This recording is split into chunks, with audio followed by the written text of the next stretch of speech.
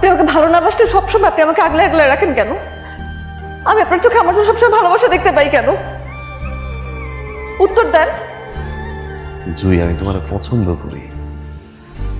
পছন্দ করার ভালোবাসা কি এক জিনিস? বাবা, ফরিদ ভাই তো সবসময় আমার নামায় দিয়ে আসছে, আজকে শেষবারের মতন কও না, ফরিদ ভাই যেন আমার নামায় দিয়ে আসে। ফরিদ বাবা, তুমি আজকে ওরে দিয়ে আসো, রাইত হয়ে গেছে, বাড়ির একজন সঙ্গে থাকা ভালো।